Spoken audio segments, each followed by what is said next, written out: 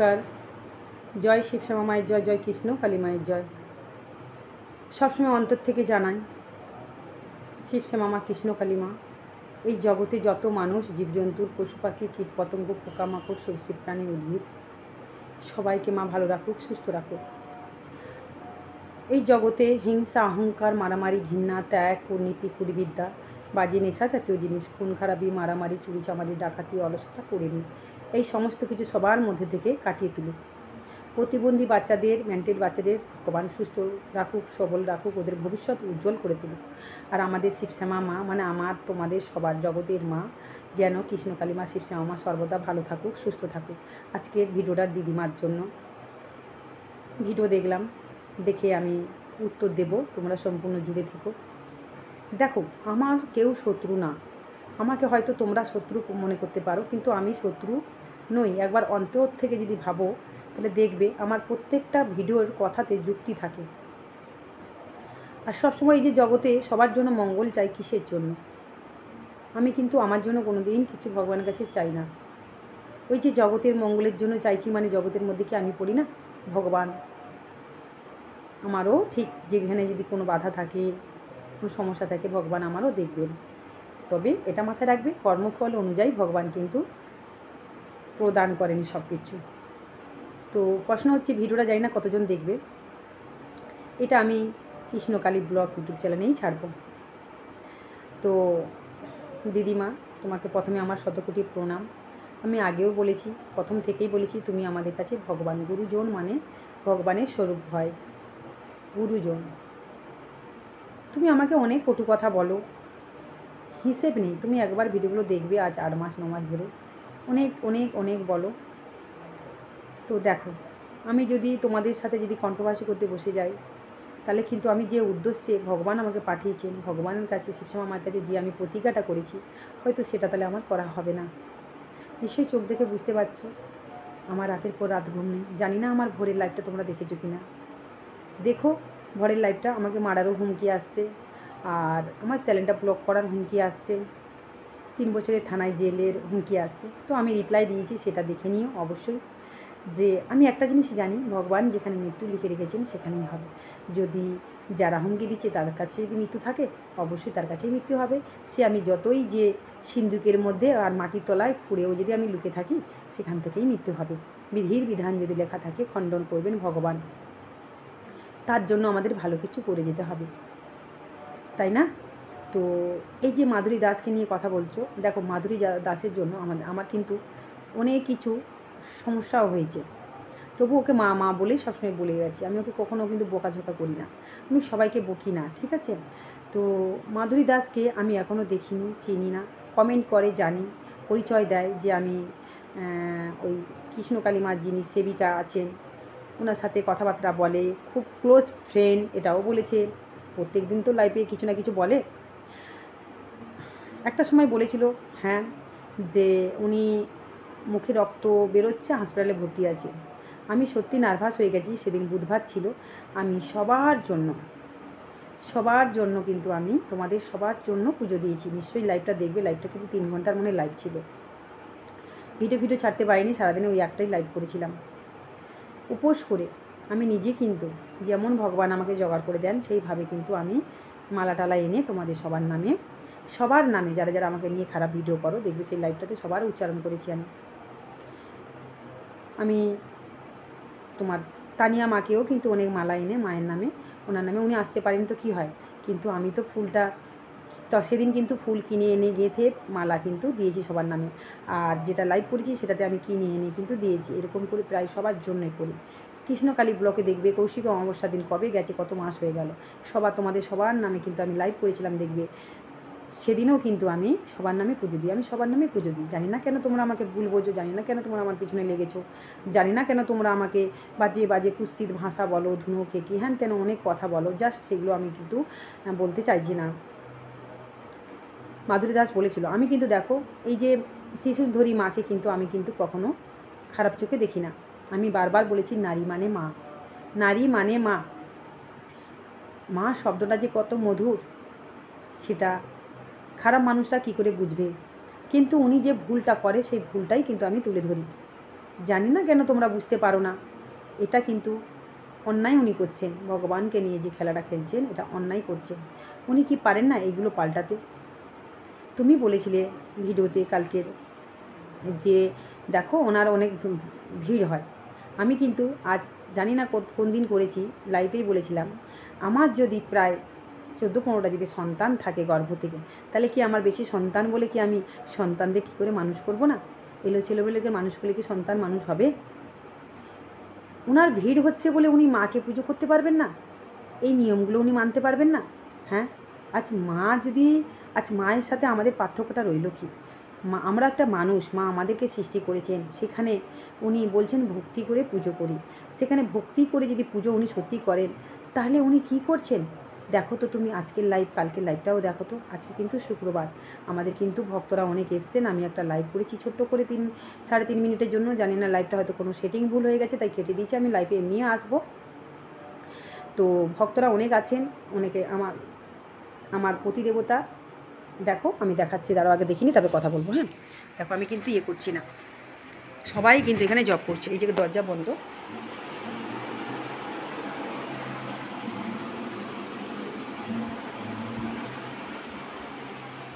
দেখেছো? আমার আজকে শ্রাবণ মাস পড়ে গেছে, আজ থেকে শুক্রবার। আমাদের এখন কাউকে নিয়ে বললে হবে না। এই মাসটা আমাদের খুব কঠিন মাস, খুব কঠিন ব্রত আমাদের। আমি আরও রোগা হয়ে যাব, আমার আরও চোখখান ঢুকে যাবে, যেহেতু রাতের পর রাত সাধনা করছি। আর এই যে ব্রত উপবাস ভোলা মহেশ্বরের এই যে মহামৃত্যুঞ্জয় মন্ত্র আমার স্বামী জপ করে এক্ষুনি গেট খুলবেন, তোমাদেরকে দেখাবো। ঠিক আছে, আমি ডিস্টার্ব করলাম না, গেট খুলে দেখাবো। মহামৃত্যুঞ্জয় মন্ত্র তোমরাও দিদিমা জপ করা শুরু করে দাও। এই মহামৃত্যুঞ্জয় মন্ত্র জানো না কত শক্তি, মৃত্যুকে পর্যন্ত জয় করা যায়, বাধা বিপত্তি কেটে যায়। ঠিক আছে, এই মহামৃত্যুঞ্জয় আমার কিন্তু প্রায় অনেক, আমি বলে দিচ্ছি কতবার আমি জপ করা হয়েছে। আমাকে কিন্তু আরও এখনও অনেক জপ করতে হবে, 3,07,000 বার, যেটা আমি জানি আমার শিবশ্যামা মা বলেছেন। এতবার যদি জপ করতে পারিস তাহলে কিন্তু সব বাধা বিপত্তি কাটবে, মৃত্যুকেও জয় করা যায়। তো আমি জপ করি জগতের মঙ্গলের জন্য, জগতের মধ্যে আমিও পড়ি। কালকে শনিবার পড়ছে, ভক্তেরও ভিড় হবে, আর আমি বেশি ভক্ত নিই না। এই যে অনেকে আমাকে যেভাবে বাজে বাজে বিহেভ করছে, বাজে বাজে ভাষা দিচ্ছে, আমি দেখো দিদিমা, আমি সবসময় বলি, কেন তোমাকে নিয়ে কথাটা বলছি, কারণ তুমি একটা গুরুজন, সবাই যত কটা ইউটিউবার আছে তাদের থেকে বয়স্ক তুমি, মানে সবার গুরুজন। তাই এদেরকে যদি বলি, এরা না বাজে বাজে ভাষা দিয়ে কথাগুলো বলছে। প্রশ্ন আমার এটাই, এদের জন্যই কিন্তু আজ মঙ্গলামাকে একটা বাজে ভাষা আমি দিয়েছি। সেটা বাজে ভাষা না, এটা আমাকে ছোটোবেলায় আমার ঠাকুমা দিদিমারাও বলে, এই হারামজাদি, যেটা বাজে ভাষা না, এটা বলে। হারামজাদি এরা কী করছি, যে এটা ইয়ারকি ঠাট্টা মেরে বলতো, তাই আমি সেটাকে খুব কষ্ট করে প্র্যাকটিস করে এই কথাটা বলতে বাধ্য হয়েছি। এরা বোঝে না যে আমি কি বোঝাতে চাইছি, ওনাকে নিয়ে কী ভুলটা তুলে ধরতে চাইছি, প্রমাণ সমেত আমি দেখাচ্ছি। আমি যদি মনে করি না কালকের যা ভিড় হবে, মানে যতগুলো ভক্ত নিই ততগুলোই ভক্ত কালকের হবে। যদি লাইফে আমি যদি শুরু করি না ওই ত্রিশূলধরী মায়ের ভণ্ডামিটা, জানি না, হয়তো আমি বলছি, আমি যদি মনে করি ওনার মন্দিরে কিন্তু আস্তে আস্তে ফাঁকা হয়ে যাবে সব কিছু, ভক্ত এত যাবে না। কারণ ভক্তরা যেটা ওনার বাইরে দেখছে ভিতরে জানে না। আমি যে রিপোর্টগুলো পাচ্ছি, কিন্তু তবুও আমি নিজেকে দমন করি, শান্ত থাকার চেষ্টা করছি। না, যদি ওনার ভুলগুলো ধরে যদি ওনাকে শুধরানো যায়, অনেক অনেক অনেক শুধরেছি। উনি স্বীকার করুক না করুক, অ্যাকচুয়ালি কিন্তু উনি আমার কথা মতন কাজ করছে। আজকে যেমন দেখো আলতাগুলো প্রায়, যেটা প্রত্যেক দিন হচ্ছে, আলতাটা ভগবানকে পড়াচ্ছেন, সেই আলতাটা এরকম করে করে আবার নিজে ওই বিধির মধ্যে নিজের পায়ে লাগাচ্ছেন। ওই আলতাটা লাগানোর পর হাত কিন্তু উনি ধুচ্ছেন না, কালকেও না করেছেন, আজকেও এটা করলেন। সেই আলতাটা পরে আবার ওনার স্বামী মালা দিলেন, জবা ফুলের মালা, তুমি দেখো সেই মালাগুলো উনি পরিয়ে দিচ্ছেন মাকে। হাতটা ধুলেন না, ওই আলতাটা মায়ের পায়ে লাগিয়ে আবার ওই বোতল করে এরকম করে আলতাটা আবার নিজের পায়ে বিধির মধ্যে বসে নিজে লাগাচ্ছেন। আবার ওই পায়ে লাগানো হাতটাকে উনি কী করলেন, মালা পরিয়ে দিলেন। ভালো করে নোটিশ করো, উনি এই ভাতটাকে কোলের মধ্যে বসিয়ে খাওয়াচ্ছেন ভগবানকে, আবার সেই ভাতটাকে খাইয়ে আবার সেই থালায় উনি খাচ্ছেন দিনের পর দিন। সেই থালায়, যে থালাগুলোতে দেখবে পা ধোয়া জল দাঁড়িয়ে উনি করতেন, সেই থালাগুলোতে মাকে খাবারও দিচ্ছেন। ওই রিপোর্টও পাচ্ছি, এবং সেই থালাগুলো কিন্তু কালারগুলো ভালো করে নোটিশ করবে। আমি যখন দেখি গভীরভাবে দেখি, এগুলো নিতে পারি না গো, এগুলো নিতে পারি না আমি। ঠিক আছে, এই যে পিরিয়ড অবস্থায় দিনের পর দিন উনি মাকে পুজো দিচ্ছেন, নাকি মা নাকি থাকতে পারে না ওনাকে 4 দিন ছাড়া। আচ্ছা বলো তো দিদিমা, একটু ব্রেন খাটাও তো। তাহলে 4 দিন ছাড়া যদি মা না থাকতে পারেন, ওই অবস্থায় নোংরা অবস্থায় মাকে তুমি ছুঁচ্ছ, হ্যাঁ? তাহলে সেই সময় তাহলে সোমবার দিনটা কী করে মা তোমাকে ছাড়ছে? সোমবার দিনটা তুমি মাকে ছেড়ে বা কী করে থাকছো? সোমবার দিন মায়ের মন্দিরেও তুমি তো পা দিচ্ছ না। তাহলে এটা ওনার ভণ্ডামি না? ভণ্ডামি না? দেখো ওনার কথার জালে উনি ফেঁসে যাচ্ছেন। সোমবার দিন বলছে আমাকে একটু রেস্ট দে। তাহলে সোমবার দিন তুমি রেস্ট পাচ্ছ, তাহলে সোমবার দিন তুমি তোমার হাতে নাকি মা খায়, নাহলে থাকতে পারে না, তুমি না চুমু খেলে জাগে না, তাহলে সোমবার দিন কী করে মাকে তুমি ঘুম পাড়িয়ে রাখছো? সোমবার দিন কি মা খাবে না? এবার বলতে পারে অন্য কেউ দিচ্ছে খাবার দাবার মাকে, কিন্তু তুমি যে বলেছো, তুমি নিজেই বলেছো এই ত্রিশূল আমি না ধরলে জাগ্রত হয় না, আবার আমি মাকে না পুজো করলে কেউ পুজো করতে পারবে না, আমার স্বামী এবং সন্তানও পুজো করতে পারবে না। এই কথাটা উনি বলেছেন। যদি মনে করো তুমি প্রমাণ চাও দিদিমা, আমি খুঁজে একটু সময় দিয়ে আমি দেখিয়েও দেবো তোমাকে সে প্রমাণ। তাহলে এইগুলো উনি কী করছেন? উনি নিজে, তাহলে তোমরা বলো না, তাহলে ভগবান তাহলে এইসব কথা ওনাকে বলতে পারেন না? যদি বলতেন তাহলে সেগুলো মানছেন না। উনি কখন কী বলছেন, কখন ভুলে যাচ্ছেন উনি নিজেও জানেন না। ভগবান বলে তার একটা দায়িত্ব থাকে, সবসময় সারা জীবন মৃত্যু পর্যন্ত মনে থাকে, তাই না? দেখো একটা জিনিস মাথায় রাখবে, তোমরা জানি না ভিডিও দেখো, দেখার মতন দেখো না। আমার ভিডিও দেখে আমার ভালোগুলো তোমরা কোনোদিন প্রচার করোনি, তোমরা শুধু আমার খুঁতগুলো ধরেছো, কিন্তু আমার একটা কোথায় দুটো খুঁত সারা জীবন তোমরা বলে যাচ্ছ। আমার পিছনে কেউ না লাগলে আমি লাগি না দিদিমা, তুমি আমার মা, ঠিক আছে? তুমি যে অ্যাঙ্গেলে আমাকে কথাগুলো বলতে, সেই অ্যাঙ্গেলে তোমাকে আমি বলেছিলাম, খেপিয়ে মেপিয়ে কথাগুলো বলেছিলাম, নাহলে আমার কোনো প্রয়োজন নেই। আমি সব সময় কিন্তু সবসময় ঠান্ডা মাথায় থাকার চেষ্টা করি। আর কালী মায়ে তুমি বলেছিলে না কালী মায়ের পুজো করলে রুদ্রচণ্ডী রূপ হয়, অবশ্যই কালী মায়ের রুদ্রচণ্ডী রূপ, তাই না? কিন্তু সহজে হয় না, সহজে হয় না। যেভাবে তুমি বলো তো, এই যে বলছো মুটকির কথাটা বলেছো, বলো তো কীভাবে আমাকে কথাগুলো বলছে, কীভাবে বলছে?